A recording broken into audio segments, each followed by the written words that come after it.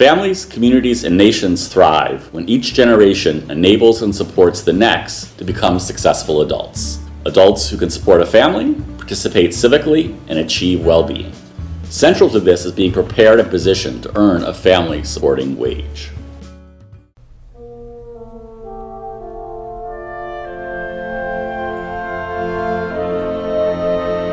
Through much of human history, the pathway to adult success was not through formal public schooling.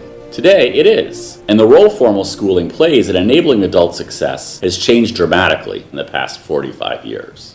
Through the 1970s, most young adults went from high school to work or raising a family.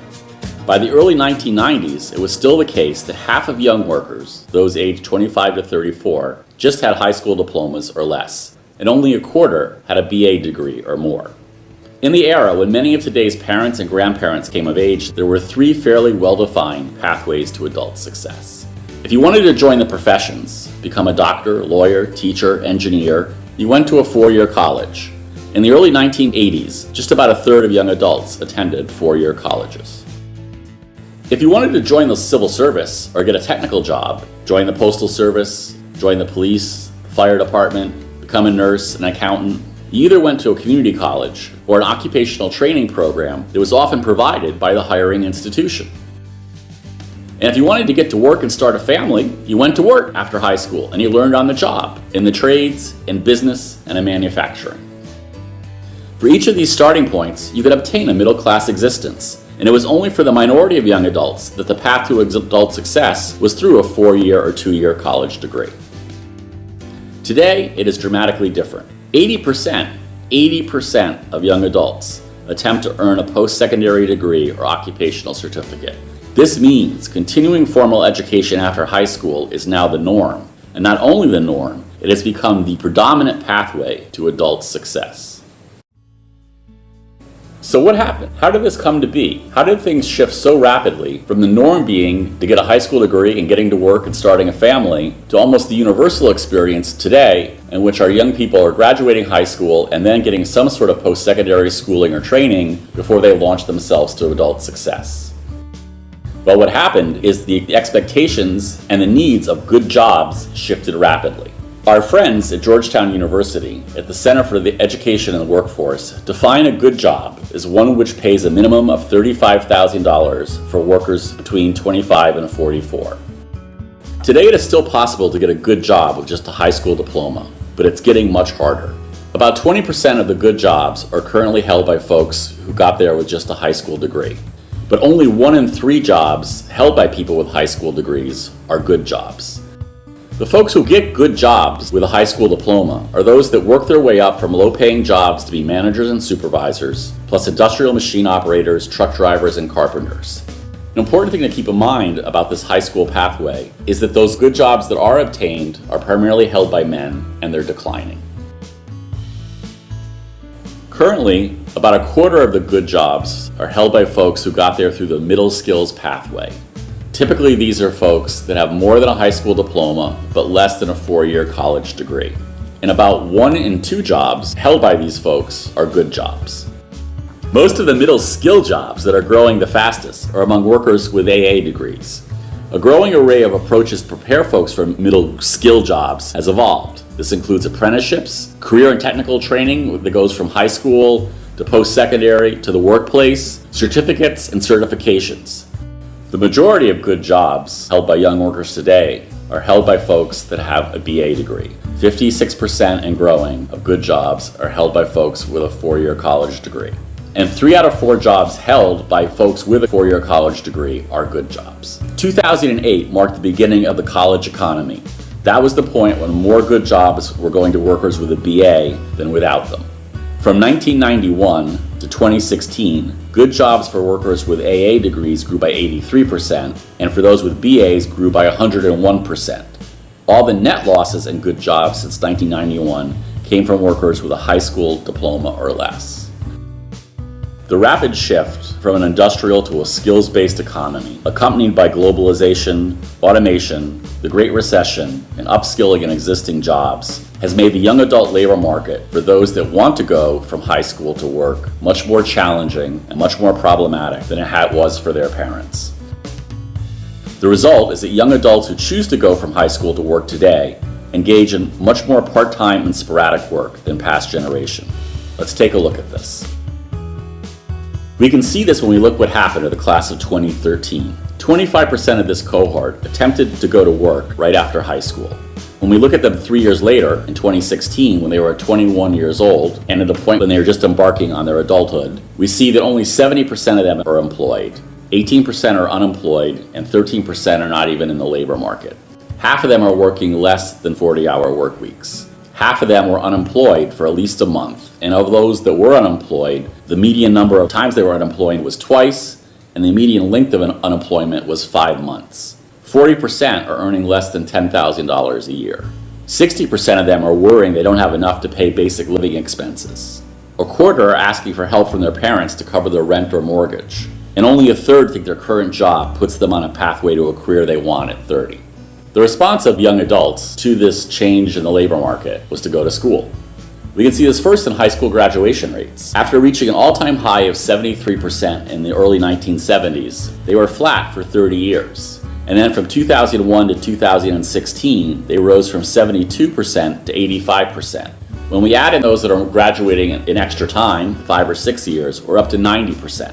From that, historic numbers of those graduating from high school then enrolled in college. So where does that leave us? You can see when we put it all together that the current pathways to adult success are perhaps working for about half of our young adults. About a third are really struggling, and the rest are experiencing a lot of bumps along the way. Let's look at the data. Currently, about 85% of our young adults are graduating on time, 90% with extra time, and about 10% are dropping out, some of whom earn a GED. Right now, about 70% of high school graduates are enrolling in post-secondary right away. As soon as they graduate high school, the very next year they start their post-secondary schooling. That's an all-time high.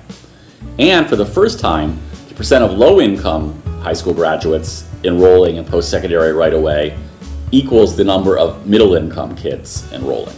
Upper-income kids still enroll at higher rates than either middle or lower-income kids. Where are they enrolling? About 57% of those that do enroll are enrolling in four-year colleges. 41% are going to public universities, 17% to private universities. About 36% are enrolling in two-year programs. And about 7% are attending for-profit for things that are usually 1 or less than 2 years. So about not quite 2/3 of the age cohort right now is what we would call Pathway 1, which is high school to college with no break. So that is now the normative experience. There's a second group that's trying to go to work and experiences that young adult labor market we talked about, sees there's not too much hope there, and goes back to school.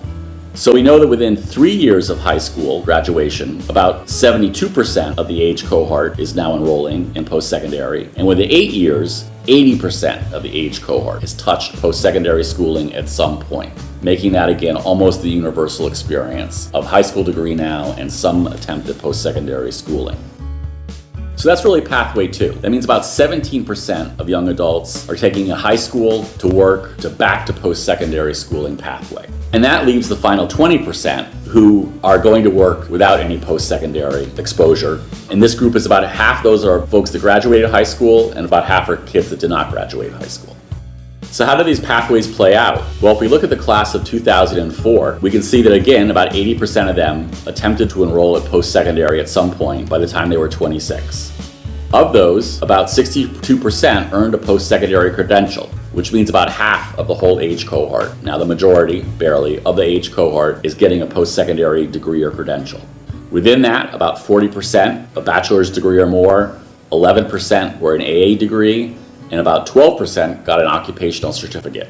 A final 14% were still enrolled at age 26 in a degree or certification program, but had not completed it. And that leaves 24% that attempted post-secondary, but did not get a degree or certificate. When we put this together, it tells us that there's about 40% of the cohort that is trying to make it on the high school diploma or less pathway, when only 20% of good jobs in declining are found there. So what's the final tally? When we look at the current pathways to adult success our young adults are taking, we see that about half of them are now taking a high school to post-secondary degree or certification route and earning a post-secondary degree or certificate, putting them in the mix where the greatest number of good jobs exist. About 40% either tried to get a post-secondary degree or certificate and did not succeed, or did not try at all and are now competing for about that 20% of good jobs that are available to the high school pathway. Final 10% is somewhere in between. They're 26 and they're still trying to attain that post-secondary degree. Some may make it and some may not. This is not a great result. This is not each generation preparing the next to be successful young adults. It says at best, we've created pathways that work for about half, with some bumpiness even for those. We need to do much better, and we can. Over the past 3 years, 150 practitioners, researchers, and policy advocates from more than 27 states have worked with Joanna Fox and myself from the Everyone Graduates Center at the School of Education, Johns Hopkins University, to try to think this through, to pool our experiences and wisdoms and create a framework to help us build pathways to adult success for all of our children. This framework has 5 essential parts. First, we need to build upon the great work that's been done with early warning systems and on track for graduation systems to find a way to progress monitor all our students, at least from the middle grades forwards, through their post-secondary experiences, using predictive indicators, milestones, and checklists of key events that are essential for post-secondary success. We need to work at the system, school, and student level to provide the supports and experiences needed for all students to stay on track to post-secondary success with options. The second piece of essential work that many of our past partners have been working hard to figure out how to do is to provide navigation supports and experiences to all students and families to enable informed choice and equal access to post-secondary pathways. We need to significantly increase the number of adults who can provide good and tailored navigation advice, supports, and experiences to students. We need way more adults who can do this than the current guidance counselors. Another key part of increasing navigation supports is to build more and more supported pathways from high school to post-secondary and from post-secondary to work. Too many students are lost in the transitions between institutions. We need to have CTE programs in high schools that are linked to a post-secondary training option that are linked to workplace needs of an employer. We need dual credit occupational certifications in high school, early college, and in too many places we have too few options. Another key part is the need to increase cross-sector collaborations. This has to occur both within educational institutions, for example, between middle school and high school. It needs to occur between K-12 and post-secondary institutions, and it needs to occur between both K-12 and post-secondary institutions and the workforce and workplace. And in many places, this has to happen not just locally, but regionally. We need to create smooth pathways and not have disconnect between institutions that students need to navigate. Traditionally, each of these institutions is operated on their own without knowing about or even consulting the other. This has to change.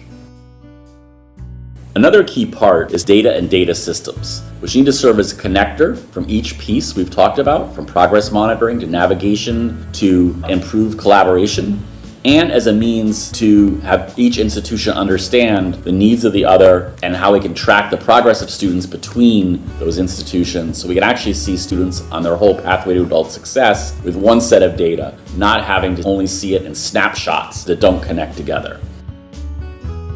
And the last thing we've learned is that we really have to give thought of how we get started and how we keep going. When you put all these pieces together, the need to progress monitor all students with predictive indicators of post-secondary success, the need to improve navigation supports for all, the need to increase collaboration across the institutions, the need to improve access of and use of data and data systems, it can seem overwhelming. But we know from the people doing the work, it can be done. And the way to do it is at a step at a time. Begin with what's in place and what's already working, and then add the next piece, and after that, the next piece. And after that, we'll have a complete pathways to adult success for the students in our community. Since it can be done, we have to work together to make sure that it is done. We have to pool our resources and our insights and figure out how to provide pathways to adult success for all our students. If we don't, we will have failed in our generational duty and once again come up short in our efforts to make sure that everyone has a chance to have equal opportunity to succeed.